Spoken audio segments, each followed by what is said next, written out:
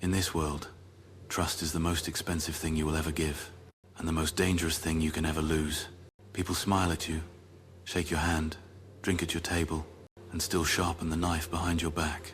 Some hide their intentions behind kindness, some behind loyalty, and some behind silence. But Thomas Shelby learned one truth carved from betrayal, war, and blood. You don't survive by trusting people. You survive by understanding them. Because the moment you trust someone fully, you hand them the map to your weaknesses, the blueprint to your downfall, the keys to your destruction. Today, you'll learn why the strongest men trust carefully. Why do they stay observant, unreadable, and 2 steps ahead? And why the Shelby mindset is built on this cold reality. Trust no one fully, not even the ones closest to you. Trust is not given, it is measured. Trust is not a gift. It is not handed out like charity. It is not something you give because someone smiles, speaks gently, or claims loyalty. Trust, real trust, is measured, tested, observed over time, and earned through actions, not words. Thomas Shelby understood this better than anyone. He knew that the world is full of people who speak of loyalty, while their hearts prepare betrayal. People who praise you in public, but doubt you in private. People who swear they stand at your side until standing beside you becomes difficult. And when that moment comes, you discover the truth. Most people are loyal only as long as it benefits them. So Thomas learned to measure every person like a bookmaker evaluates a horse, examining the details quietly, calculating the risks, watching for the slightest crack in their character.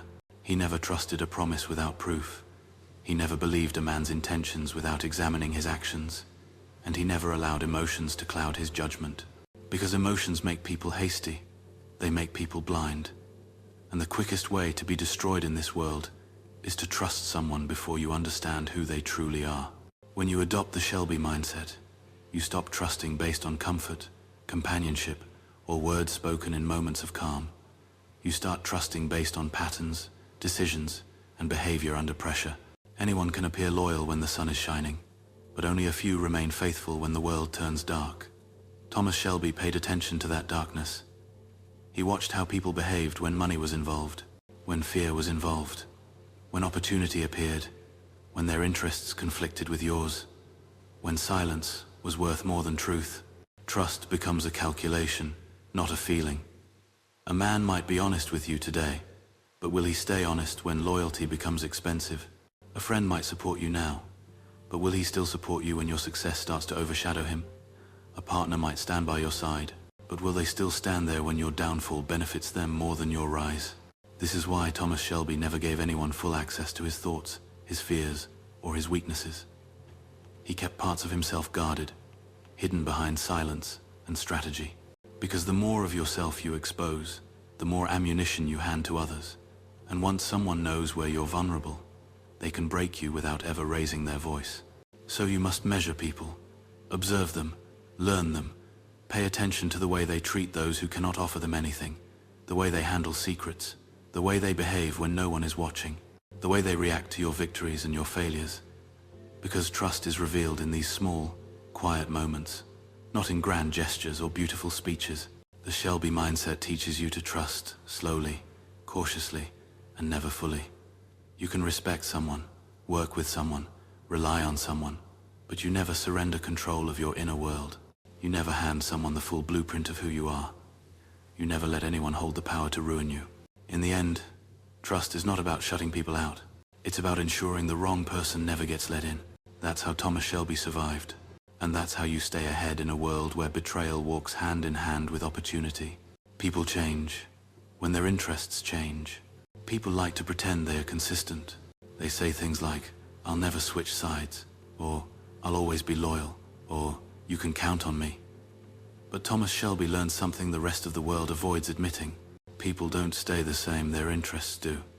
And when a person's interests change, their loyalty follows right behind it. Most betrayals don't come from enemies. They come from the people who once benefited from your presence. The ones who ate at your table. The ones who laughed at your jokes. The ones who swore they'd stand beside you forever. But when your rise threatens their comfort, when your ambition outpaces theirs, when the world offers them something they want more than loyalty to you, suddenly, everything shifts. Their tone, their priorities, their presence. And just like that, the person you trusted reveals a version of themselves you never imagined.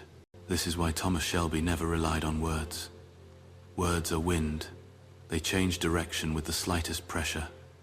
Instead, he watched actions. He read behavior. He understood that when survival, power, money, or fear enters the equation, people become unpredictable. Good men become dangerous. Honest men become desperate. Close friends become quiet rivals. And those who once stood beside you might suddenly see advantage in stepping over you. People change when the world pushes them, when opportunity whispers, when pressure tightens, when greed becomes louder than loyalty, when envy replaces admiration. And in those moments, their interests start pulling them away from you, even if they smile while doing it. This is why you cannot trust people fully, because their loyalty today might be their betrayal tomorrow.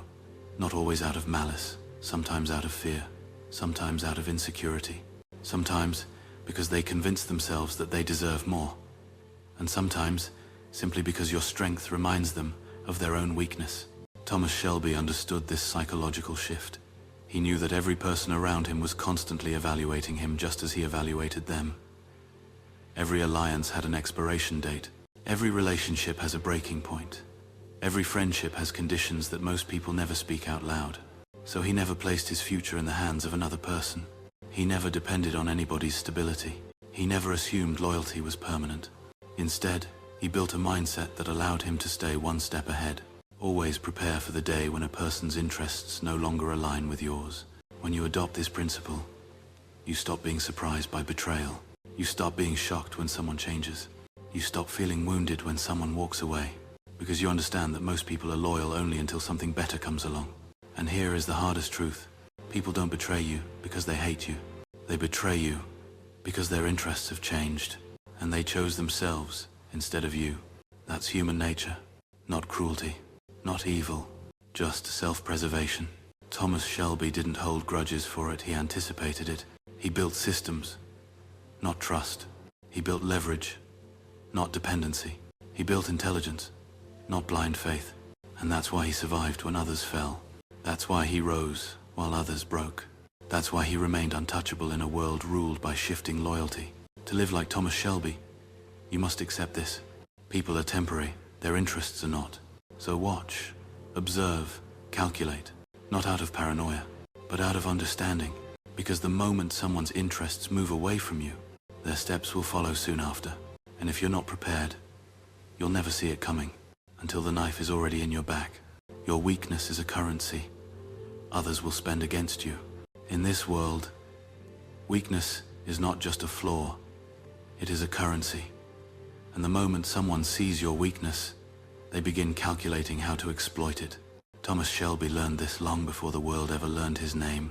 In the trenches, in the streets, at negotiation tables, in dimly lit back rooms filled with smoke and lies, he watched men reveal their vulnerabilities, and he watched those vulnerabilities get used against them like loaded weapons. A man thinks admitting fear will make him relatable. He thinks showing pain will earn him sympathy. He thinks expressing doubt will bring him comfort. But what it truly brings is exposure. And exposure is the beginning of defeat. When you show someone your weakness, you give them a map to your destruction. You tell them exactly where to press, exactly how to break you, exactly how to bend your decisions. Weakness makes you predictable. Predictability makes you exploitable. And exploitable makes you powerless. Thomas Shelby didn't survive because he was the strongest man in Birmingham. He survived because nobody ever truly knew what could break him. He mastered the art of concealment. Not lies control. Not facet as discipline. Not pretending, observing. He knew that the moment someone senses your emotional vulnerability, they stop negotiating with you and start negotiating with your fear. If they know what scares you, they push it. If they know who you love, they threaten it. If they know what you regret, they remind you of it.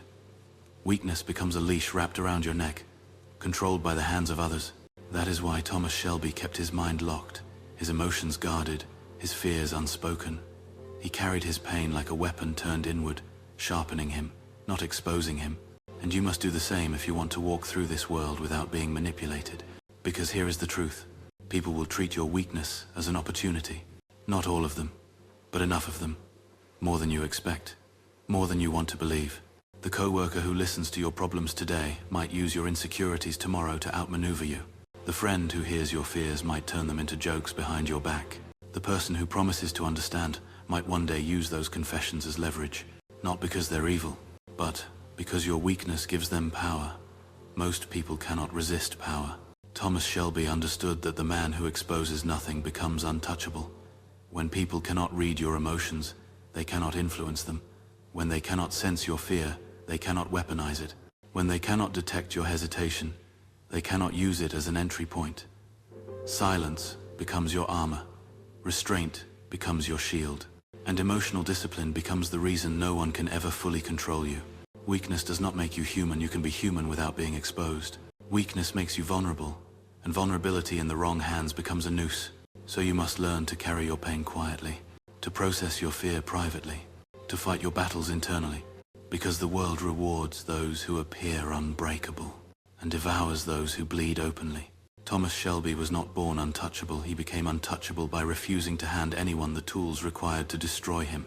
And if you want to rise in a world built on advantage and influence, you must do the same. Your weakness is a currency. Spend it wisely, reveal it rarely, and never give it freely to those who haven't earned deep, proven, time-tested loyalty. Protect your mind, because it's the only place they can't follow. There's one battlefield more dangerous than any street, any boardroom, or any war: your mind. And Thomas Shelby understood this better than any man alive. He knew that people can take your money, your position, your reputation, but the moment they get inside your head, the fight is already over. Because a man who loses control of his mind loses everything else by default. Most people walk through life unaware that others are constantly trying to influence their thoughts, through pressure, through guilt, through praise, through manipulation disguised as care, through subtle comments designed to unsettle you, through emotional traps meant to make you react instead of think. And when you react emotionally, you no longer act strategically. That's when they win. This is why Thomas Shelby kept his inner world guarded like a fortress with no doors. He allowed no one full access to his thoughts, his doubts, his fears, or his intentions. People could see the calm on his face, but they could never read the storm behind his eyes. They saw the decisions he made, but never the calculations that led to them. Because the moment someone knows how you think, they know how to control you. The Shelby mindset demands one thing: mental sovereignty. A mind that belongs only to you. A mind untouched by manipulation. A mind free from the influence of people who benefit from your confusion. So you protect it by speaking less, by reacting more slowly, by observing more than you explain, by choosing silence over impulsiveness, by mastering your emotions instead of showcasing them. Because every fear you express becomes a tool. Every insecurity you confess becomes leverage. Every secret you share becomes potential ammunition. Your mind must become the only territory no one can invade. This doesn't mean shutting everyone out. It means choosing who gets access, how much, and when. You don't allow someone into your thoughts simply because they claim to care. You don't let someone influence your decisions just because they raise their voice. You don't let someone shape your worldview simply because they're close. Proximity does not equal wisdom, and affection does not equal safety. Thomas Shelby trusted information more than people. He trusted observation more than conversation. He trusted strategy more than emotion. And that's why he was impossible to predict, impossible to manipulate, and impossible to control. A protected mind doesn't mean a cold heart. It means a disciplined one. It means knowing that your peace, your strength, and your focus depend on your ability to stay centered, no matter who tries to push you off balance. Thomas Shelby walked through chaos with the calm of a man who refused to let the world storm inside his head. That's why he could lead. That's why he could decide.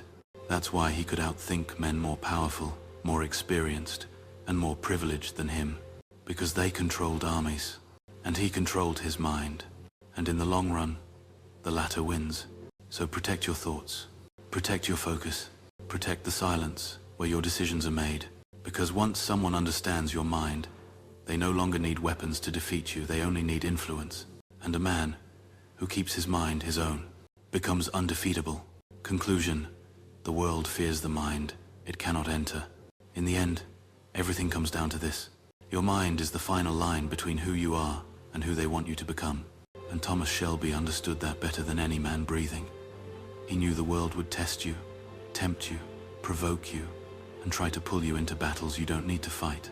But as long as your mind remains yours, untouched, unreadable, unbroken, no one can truly defeat you. They can misjudge your silence. They can fear your calm. They can question your motives, your choices, your path. But they can never control a mind you refuse to expose. You've learned the principles. Trust carefully. Listen completely. Reveal nothing. Move with intention. Let silence speak for you. Let your presence do the work. Let your discipline shape your destiny. Because the moment you master what happens inside your head, you begin to shape everything outside it. A man who guards his thoughts becomes unpredictable. A man who controls his emotions becomes unshakable. A man who knows his own mind becomes unstoppable. Thomas Shelby didn't rise because he was the strongest. He rose because he was the one they could never read, never manipulate, never bend. He rose because he understood that power is not taken. It is built inside the mind, long before the world ever sees it. So walk forward with that same quiet certainty. Carry your secrets like armor. Carry your silence like a weapon. And carry your mind like the crown no one else is allowed to touch. Because the world may challenge you, but it will never conquer a mind that refuses to kneel. Master your mind, and the world will learn to move around you.